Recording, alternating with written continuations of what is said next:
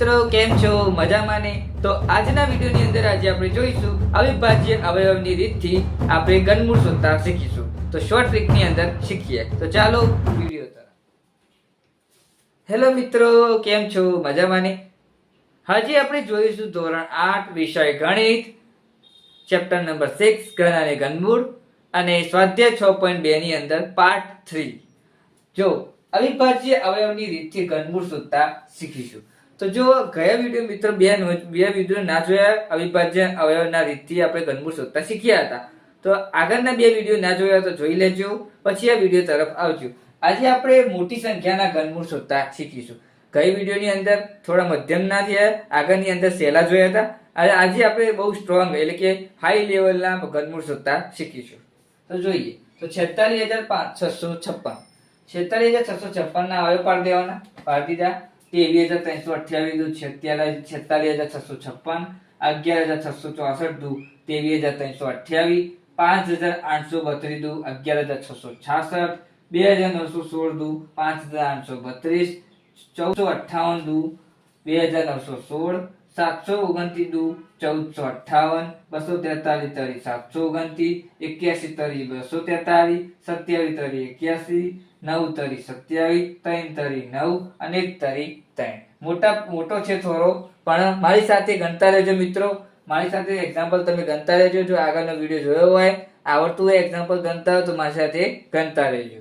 તો જોઈએ તો સૌપ્રથમ 46,656 લખી દઈએ. હવે પાડી દઈએ. હવે કેટલા છે? 6 બગડા છે અને બાકીના 6 તગડા છે. 2 × 2 × 2 × 2 × 2 × 2 × 3 × 3 × 3 × 3. હવે આવી રીતે હવે લખી દીધા. હવે જોઈએ એક સંખ્યાની કોઈ પણ એક સંખ્યા લઈએ, જેમ કે 2, તો એને 3 વખત ગુણતો હોવો જોઈએ. કોઈ પણ એક સંખ્યા આપેલી એને 3 વખત ગુણતી હોવી જોઈએ. જેમ કે 2 ને આપણે 3 વખત ગુણ્યા, એક જોડી બની. આ 2 ને પણ 3 વખત ગુણ્યા, બીજી જોડી. 3 ને 3 વખત જોડ્યા અને 3 ને આ 3 વખતે ગુણ્યા, તો એક જોડી, બે જોડી, 3 જોડી, 4 જોડી બની કહેવાય. તો સૌપ્રથમ આપણે એવું લખી દઈએ કે 46,656 એના ઘનમૂળમાં જેટલી સંખ્યા થશે એ જોવાની. તો 2 ની જોડી છે તો 2 લખી દઈએ. આ પણ 2 ની જોડી 2, 3 ની જોડી 3 અને 3 ની જોડી 3. આવી રીતે લખી દેવાનું. ફરીથી આપણે 46,656 લખીએ, એને આપણે ઘનમૂળ શોધીએ તો કેટલું થાય એનું ઘનમૂળ? 46,656 નું ઘનમૂળ થશે 3 તરી 9, 9 દુ 18, 18 દુ 36. તો આનો 36 મળ્યો કહેવાય ઘન એનો. ઘનમૂળ એનું કેટલું મળ્યું કહેવાય? તો 46,656 નું ઘનમૂળ આપણને 36 મળ્યું કહેવાશે. તો આવી રીતે એક્ઝામ્પલ ગણવાનું થશે. આવી રીતે ઘનમૂળ શોધી શકાય છે અવિભાજ્ય અવયવની રીતથી. તો આવી રીતે શોધવાનું. આગળ બીજું જોઈએ. એક્ઝામ્પલ 9 નંબરનું જોઈશું. એક્ઝામ્પલ હવે 9 નંબરનું જોઈશું. 1,75,616. હવે આ મોટા પ્રકારનું એક્ઝામ્પલ છે, તો હવે મોટા થશે. તો આવી રીતે પાડી દીધા. 87,808 દુ 1,75,616, 43,904 દુ 87,808, 21,952 દુ 43,904, 100 એટલે કે 1,976 દુ 21,952, 5,488 દુ 5,488 દુ 10,970, 2744 દુ 5488, 1372 દુ 2744, 686 દુ 1372, 343 દુ 686, 49 સીત્યું 343, સીત્યું 49 અને 1 સીત્યું 7. તો આવી રીતે હવે પાડી દેવાના. હવે જોઈએ, હવે લખી દઈએ કેટલા બગડા છે. 1 × 2 × 2 × 2 × 2 × 2 × 7 × 7 × 7. કેટલા બગડા છે? 3, 3, 6 અને 9 અને 7. બરોબર. હવે કોઈ પણ એક સંખ્યાને આપણે 3 વખત ગુણીશું તો પૂર્ણઘન સંખ્યા કહેવાય. પૂર્ણઘન સંખ્યા હોય તો ઘન બને, અને ઘન બને તો પૂર્ણ એટલે કે ઘનમૂળ બની શકાય. તો જો કોઈ પણ એક સંખ્યા 3 વડે ગુણતી હોવી જોઈએ, તો આવી રીતે ગુણી દેવાની. બરોબર. ગુણેલી છે એટલે કે 2 ની જોડી બની, આ 2 ની જોડી બની, આ પણ 2 ની જોડી બની અને આ 7 ની જોડી બની.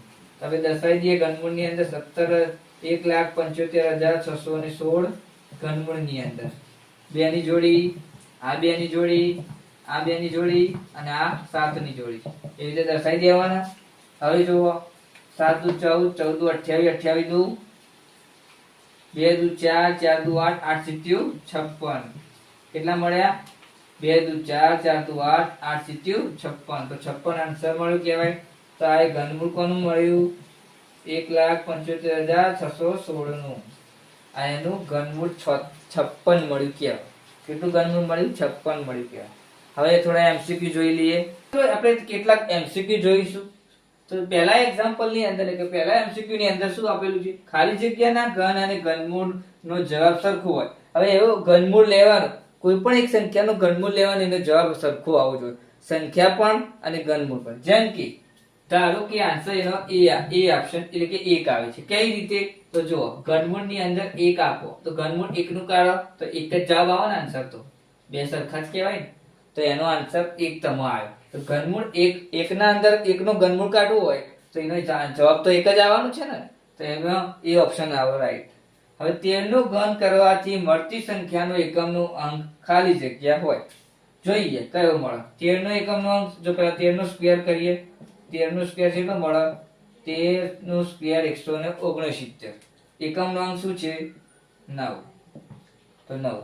જો એકમનો અંક શોધતા ના આવડતું હોય તો આગળના મિત્રો વિડીયો જોઈ લેજો. વિડીયો જોઈને જ આ વિડીયો તરફ આવજો. પછી તમને જોતા ના આવડતું હોય મિત્રો તો આગળના વિડીયો જોઈ લેજો. વિડીયોને આપણે આટલે સુધી રાખ્યા છીએ. વિડીયો ગમે તો લાઈક, શેર અને કોમેન્ટ કરીને જણાવો કે વિડીયો કેવો લાગ્યો. તો આવતા વિડીયોની અંદર નવા ચેપ્ટરની સાથે આપણે મળીશું. જય શ્રી રામ, જય સચિન.